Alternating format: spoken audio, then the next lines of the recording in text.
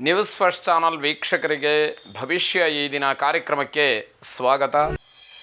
ಮೇಷರಾಶಿಯವರಿಗೆ ಸ್ನೇಹಿತರಾಗಲಿ, ಸಹೋದ್ಯೋಗಿಗಳಾಗಲಿ, ಬಂಧುಗಳಾಗಲಿ ಯಾರೂ ಕೂಡ ನಿಮ್ಮ ವೈಯಕ್ತಿಕವಾದಂತಹ ವಿಚಾರದಲ್ಲಿ ಈ ದಿವಸ ತಲೆಯನ್ನು ಹಾಕಬಾರದು.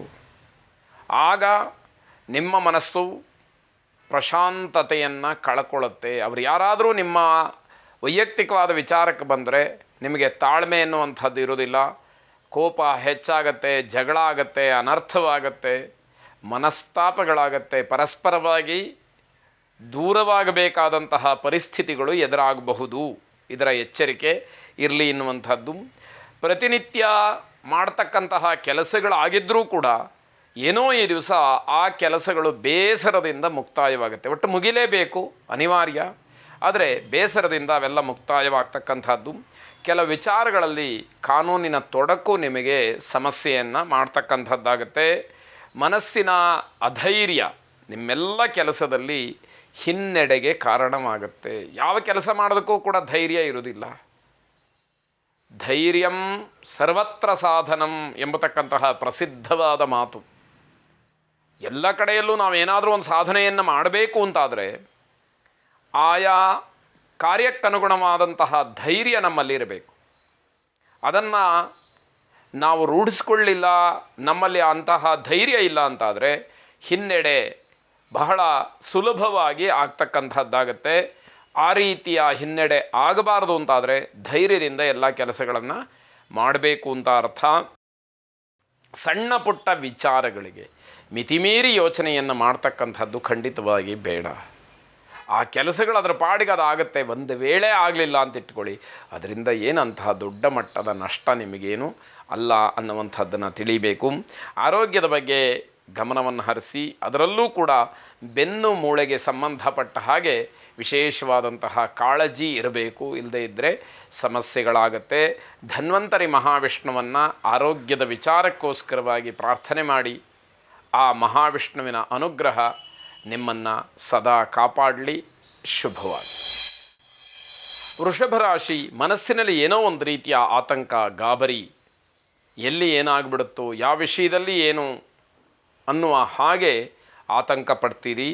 ನೀವು ಯಾವ ಕೆಲಸವನ್ನು ನಿರೀಕ್ಷೆ ಮಾಡ್ತೀರೋ ಆ ಕೆಲಸ ವಿರುದ್ಧವಾದಂತಹ ಫಲವನ್ನು ಕೊಡುತ್ತೆ. ಈ ಕೆಲಸ ಹೀಗಾಗತ್ತೆ ಅಂತ ಹೇಳಿ ನೀವು ಅಂದ್ಕೊಂಡಿರ್ತೀರಿ, ನಿಮ್ಮ ನಿರೀಕ್ಷೆಯೂ ಕೂಡ ಹಾಗಿರುತ್ತೆ.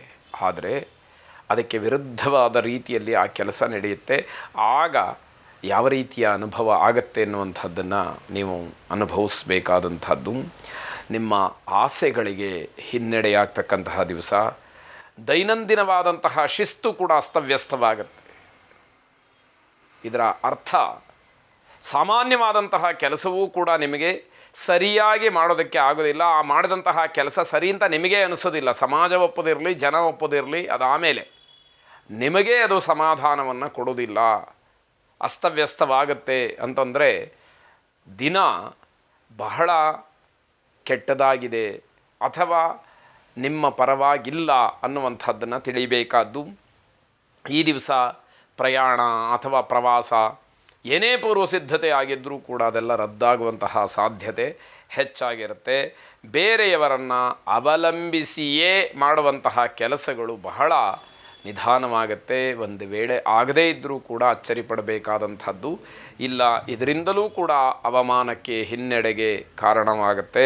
ಸ್ವಾಭಾವಿಕವಾಗಿ ಕೋಪ ಹೆಚ್ಚಾಗುವಂಥದ್ದು, ತಾಳ್ಮೆಯನ್ನು ಕೂಡ ಕಳ್ಕೊಳ್ತೀರಿ.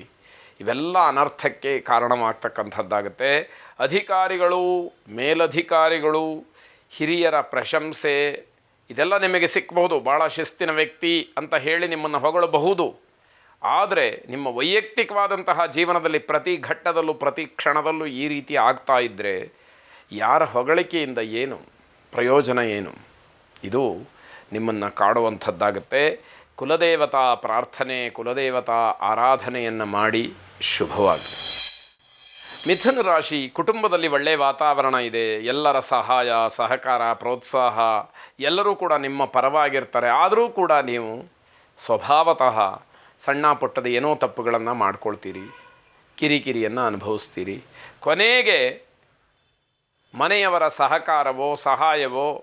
ನನಗೆ ಪರಿಪೂರ್ಣವಾಗಿಲ್ಲ, ನೀವು ಅದನ್ನು ಸರಿ ಮಾಡ್ಬೋದಾಗಿತ್ತು, ನೀವು ಆ ತಪ್ಪನ್ನು ತಿದ್ದಬೋದಾಗಿತ್ತು ಅಂತ ಹೇಳಿ ಉಳಿದವರ ಮೇಲೆ ನೀವು ಆ ಆಕ್ಷೇಪವನ್ನು ಹೊರಿಸ್ತಕ್ಕಂತಹ ಕೆಲಸ ಮಾಡ್ತೀರಿ. ಇದು ಎಷ್ಟರ ಮಟ್ಟಿಗೆ ಸರಿ ಅನ್ನುವಂಥದ್ದು ನಿಮಗೆ ಗೊತ್ತಾಗಬೇಕು. ಮನೆಯಲ್ಲಿ ಎಲ್ಲವೂ ಕೂಡ ಶುಭವಾಗಿದೆ, ಆದರೆ ಮನಸ್ಸು ಮಾತ್ರ ಸರಿಯಿಲ್ಲ. ಆ ಮಾನಸಿಕವಾದಂತಹ ಸ್ಥಿಮಿತತೆಯನ್ನು ಕಳ್ಕೊಂಡಾಗ, ಮನಸ್ಸು ಹೋದಾಗೆಲ್ಲ ನಾವು ಅದನ್ನು ಬಿಟ್ಟರೆ, ಅದರ ಒಂದು ಕಡಿವಾಣವನ್ನು ಹಾಕದೇ ಇದ್ದರೆ, ಆ ಮನಸ್ಸನ್ನು ನಮ್ಮ ಹತೋಟಿಯಲ್ಲಿ ಇಟ್ಟುಕೊಳ್ಳದೇ ಇದ್ದರೆ ಎಷ್ಟು ಅನರ್ಥಗಳಾಗತ್ತೆ ಅನ್ನೋದಕ್ಕೆ ಕೆಲವೆಲ್ಲ ಸಾಕ್ಷಿಗಳಾಗಿ ನೀವು ಅನುಭವಕ್ಕೆ ತಂದುಕೊಳ್ಬೇಕಾಗತ್ತೆ. ಬೆಲೆ ಬಾಳತಕ್ಕಂತಹ ವಸ್ತುವನ್ನು, ಆಸ್ತಿಯನ್ನು ಖರೀದಿ ಮಾಡೋದಕ್ಕೆ ಮುಂದಾಗ್ತೀರಿ ಎನ್ನುವಂಥದ್ದು. ಚಿಕ್ಕ ಮಕ್ಕಳ ಕಡೆ ಗಮನವನ್ನು ಹರಿಸಿ, ಯಾವುದೋ ಬೇಜವಾಬ್ದಾರಿತನದಿಂದ ಮಕ್ಕಳಿಗೆ ತೊಂದರೆಯಾಗುವಂತಹ ಸೂಚನೆಗಳಿದೆ, ಅದನ್ನು ಗಮನಿಸಬೇಕು. ನ್ಯಾಯಾಂಗದ ವಿಚಾರದಲ್ಲಿ ಯಾವುದಾದ್ರೂ ನಿಮ್ಮ ವೈಯಕ್ತಿಕವಾಗಿ ಆಗಲಿ, ಆಸ್ತಿಯ ವಿಚಾರವಾಗಲಿ ದಾವೆಗಳನ್ನು ಹೂಡಿದರೆ ಅದರಲ್ಲಿ ಏನೋ ವ್ಯತ್ಯಾಸ ಆಗತ್ತೆ ಅನ್ನುವಂತಹ ಸೂಚನೆಗಳು ಈ ದಿವಸ ನಿಮಗೆ ಗೊತ್ತಾಗತ್ತೆ. ಬೇರೆಯವರು ಅದನ್ನು ಸೂಕ್ಷ್ಮವಾಗಿ ತಿಳಿಸ್ತಾರೆ ಅನ್ನುವಂಥದ್ದು ಗೊತ್ತಾಗುತ್ತೆ. ವಿದೇಶದಲ್ಲಿ ಸಂಬಂಧಿಕರು ಏನಾದರೂ ಇದ್ದರೆ, ಸ್ನೇಹಿತರಿದ್ದರೆ ಅವರಿಂದ ಶುಭವಾರ್ತೆಯನ್ನು ಕೇಳ್ತೀರಿ. ಅದು ಸ್ವಲ್ಪ ಮಟ್ಟಿಗೆ ಮನಸ್ಸಿಗೆ ಸಮಾಧಾನವನ್ನು ಕೊಡುವಂಥದ್ದು. ಶಕ್ತಿ ದೇವತಾ ಪ್ರಾರ್ಥನೆಯನ್ನು ಮಾಡಿ ಶುಭವಾಗಿ.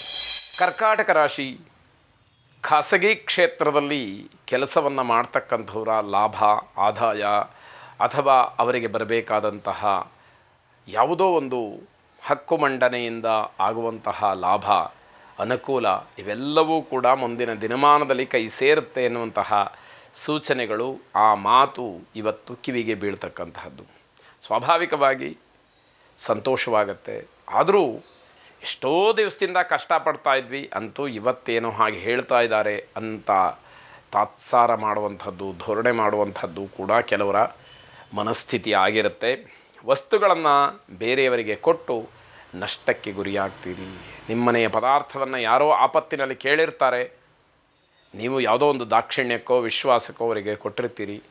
ಆದರೆ ಆ ವಸ್ತು ಪುನಃ ನಿಮ್ಮ ಕೈ ಸೇರಿದಾಗ ಬಹಳ ಮನಸ್ಸಿಗೆ ಬೇಸರವಾಗುವಂತಹ ರೀತಿಯಲ್ಲಿ ಇರುತ್ತೆ ಅಂತ ಅರ್ಥ.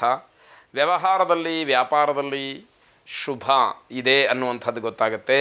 ಈ ದಿವಸ ಹೆಚ್ಚು ಖರ್ಚಿಗೆ ಅವಕಾಶಗಳಾಗತ್ತೆ, ಹೆಚ್ಚು ಖರ್ಚನ್ನು ಮಾಡ್ತೀರಿ ಎನ್ನುವಂಥದ್ದು. ಮನೆಗೆ ಬಂದ ಅತಿಥಿಗಳು ವೈಯಕ್ತಿಕವಾದಂತಹ ಕೆಲವು ನಿಮ್ಮ ವಿಚಾರವನ್ನು ಮಾತಾಡಿ ಜಗಳಕ್ಕೆ ಅವಕಾಶವನ್ನು ಮಾಡ್ತಾರೆ. ಅವರಿಗೆ ಅದು ಬೇಕಾಗಿರೋದಿಲ್ಲ, ಆದರೆ ಏನೋ ಸಮಯ ಸಿಕ್ತು, ನಿಮ್ಮ ಬಗ್ಗೆ ಇಲ್ಲಸಲ್ಲದ ಮಾತುಗಳನ್ನು ಆಡಿದರೂ ಜಗಳಕ್ಕೆ ಅವಕಾಶಗಳು ಆಗುತ್ತೆ ಅಂತ ಅರ್ಥ. ನವಗ್ರಹರನ್ನು ಪ್ರಾರ್ಥನೆ ಮಾಡಿ, ಅದರಲ್ಲೂ ರಾಹುಕೇತುಗಳನ್ನು ವಿಶೇಷವಾಗಿ ಪ್ರಾರ್ಥನೆ ಮಾಡಬೇಕು. ಆ ರಾಹುಕೇತುಗಳಿಂದ ಆದಂತಹ ದೋಷಗಳೇನಿದೆ ಅದು ಸಂಪೂರ್ಣವಾಗಿ ನಿವೃತ್ತಿ ಆಗಲಿ ಅಂತ ಹೇಳಿ ನಿಮ್ಮ ಪ್ರಾರ್ಥನೆ ಇರಲಿ. ಶುಭವಾಗಿ.